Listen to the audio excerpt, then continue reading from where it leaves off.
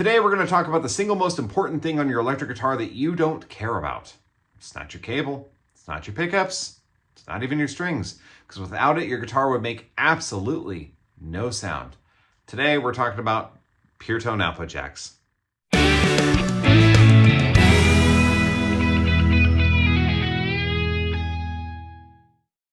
Welcome back to the channel, everybody. My name is Chris and you are watching the 11th Fret.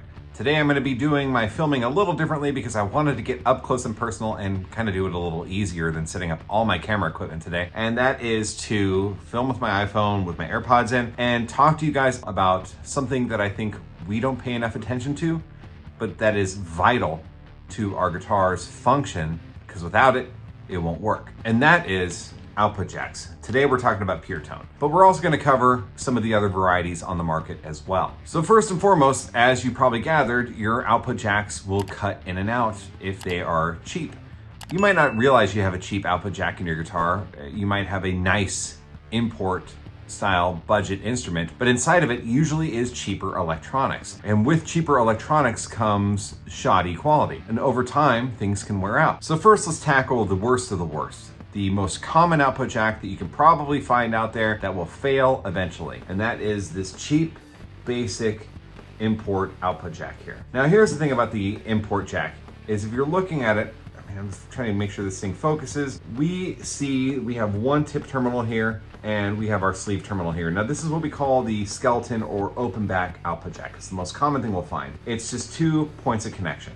And this is one I pulled out of a guitar before because you just really need to just yank these out of every guitar possible and replace them. But we have one tip terminal right up here. And this tip terminal is interesting because it should work just fine. I mean, if I were to plug my guitar cable in like so, we're gonna get a connection.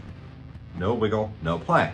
But sometimes we trip on our cables. Sometimes we run our guitars into the walls. Sometimes we've had too many beers when we're playing a show. Things happen. If that happens and for some reason this tip terminal gets bent, and this does happen quite often because these things are super flexible, all of a sudden we think our guitars are broken. And there's really nothing wrong with it. We just have no more connection. Again, nothing. No signal whatsoever. Nothing's passing through because this tip terminal is no longer making a connection. Now sure, you can go inside and bend it back and then you'll have a connection once more. But maybe not the best of connections. And still, I've got a lot of play. This sleeve terminal itself is just terrible because it's too wide to fit a standard guitar cable. So these have got to go. But why pure tone? Well, before we get to pure tone, let's talk about the industry leader of all output jacks, the brand that's been around forever, the brand that most luthiers trust completely, the brand that most techs will trust is Switchcraft. So this here is your standard Switchcraft skeleton or open back mono jack. Pretty standard, we've seen them 1,000 times and they're awesome. They really are. They're so good. I do love Switchcraft output jacks. They work great and I think their construction is brilliant, but I think they've been challenged now by pure tone and I'm gonna explain why. First and foremost, these things are so robust. I mean, they're built very well. These things are like tanks. They are flexible. I love them, but they share a similar trait as the import jack, and you've got the tip terminal that comes up and you've got a point of flex down here at the bottom, but it counters because now you got this tip terminal that goes up and around, and now you have this other flexible spot at the very top. So you have 2 points where this tip terminal can actually strain a little bit with pressure from the guitar cable. And that gives a nice, robust connection. No issues. They work. I love my Switchcraft jacks. I don't have any intention on replacing my Switchcraft jacks out of guitars that already have them because they work and they work great. But why do I think they're being challenged? You might wonder that. I mean, why are we doing this video if these are so good? Well, I mean, yeah, Switchcraft jacks are amazing output jacks. I love them. They work great, but they don't always fit in every application. So let's go ahead and get started as to why I think they don't work so well. Well, for starters, this tip terminal, as great of a design as it is too long for some guitars. For example, if I were to try and put a Switchcraft into a Stratocaster style instrument, typically one that was imported, it's not gonna fit. If you've ever tried to do one yourself and you try to put the boat jack plate back in and all of a sudden you realize you're kind of fighting to get your guitar cable to plug in, well, there's a reason why. One of those reasons could be just some issue with the one of the leads wrapping around the terminal itself, but most often it's the tip terminal rubbing against the wood on the inside of the jack cavity. So if you look at the boat jack plate here, which is from like a Fender Stratocaster, this is actually one of Fender's, you'll notice that this tip terminal right here is overlapping with this screw, this mounting screw hole. And if you think about what that mounting screw hole's got to align with is wood. So directly beneath, you're going to be dealing with wood. Now, depending on how you have this thing installed, if you put the tip terminal on top, it's going to directly interfere with that wood. If you go on the bottom, you might have some space. But if you have a shallow route, you're still going to be bumping into wood on the bottom. Happens all the time. You can try any orientation you want. Sometimes it's a fight. Sometimes you can drill a little bit deeper into that cavity to make room for this tip terminal. And that's what a lot of us would have to do in the past. That's one issue I have with Switchcraft. The second issue that I have is that they make two different sizes of barrels. So you can get the regular size, which is this, and then they make a tall or a long version, which will go through wood panels like a 335 or an SG. If you're not paying attention when you are doing some work and you grab the wrong size and you wire it up, or maybe you're out of the longs and all you have is the regulars and you wire it up into your 335 harness and then you go to fish it through, I mean, it could kind of suck once you get everything put through the F-hole and you piped it in just right, just to go ahead and secure this in place and realize it's the wrong length. It's not going through the wood sufficiently to allow a good cable connection. I've made that mistake. Admittedly, that's a user error. That's not Switchcraft's fault, it's mine. Pure Tone has answered the call for dummies like me. Pure Tone has their jacks that will fit through a 335 or an SG, basically a wood panel with ease, because Pure Tone doesn't give a crap about having long or short. They just make one size. If you look at these side by side, Switchcraft compared to Pure Tone, we've already got length right off the bat. So that was a big selling point. That was actually something that blew the doors open. I'm like, oh my gosh, these things are perfect, right? I mean, it doesn't stop there. The other thing was, back to the Strat with the boat jack, well, we already saw that this tip terminal length was obscenely long. Let's go ahead and put them side by side. Right there.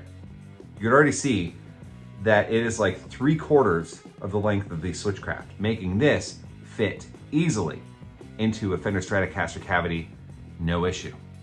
And I never had an issue. The other selling point on it was the terminals itself. They say it's multiple points of contact, and I thought, well, I don't need that. That's stupid. That's a gimmick.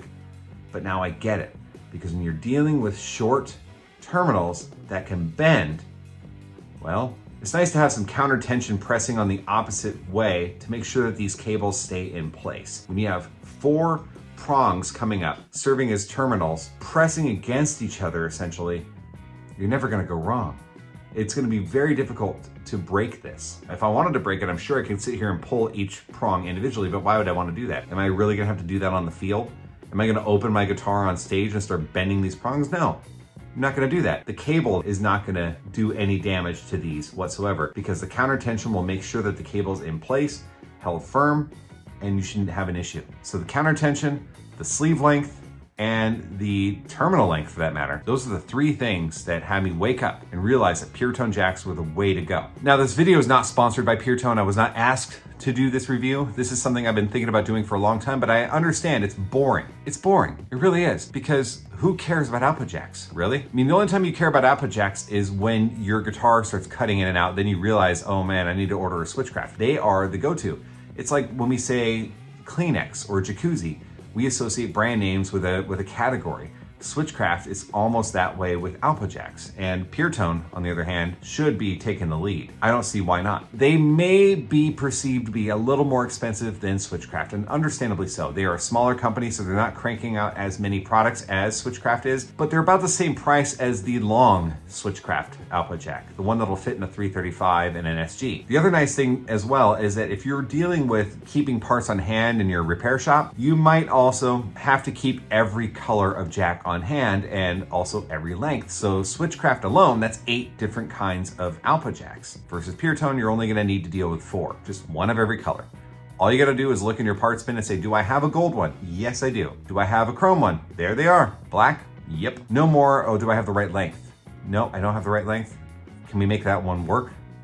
You don't have to do that anymore. So that's a nice thing too. So you don't really have to worry about that. And if you want to check them out for yourself, I'm going to go ahead and leave links in the description for you. Make sure you check them out. They're probably going to be affiliate links. So if you do buy a PureTone jack, please buy through the link. It supports the channel. You'll pay the same price. The difference is you'll be giving a cut of the commission to the 11th fret versus giving all the money to Amazon. It's up to you. You can do whatever you want. I'm not going to judge you one way or the other, but it's an idea. So if you have PureTone jacks or you have experiences with PureTone jacks, let me know in the comments what you thought. If you've never used PureTone jacks before, are you still skeptical? Talk to me about it in the comments. Again, this is totally unbiased. I have not been asked to make this video. This is just something I've wanted to make because I think this is valuable for the lot of you. And I've been trying to find the right way of doing it for some time, and I just figured, you know, let's go bare bones. iPhone, AirPods, let's go. So again, if you like videos like this, make sure you like and comment and subscribe. It's important. I appreciate every one of you guys. I look forward to seeing you guys in the next video. Until then, comment below and I'll talk to you guys next time.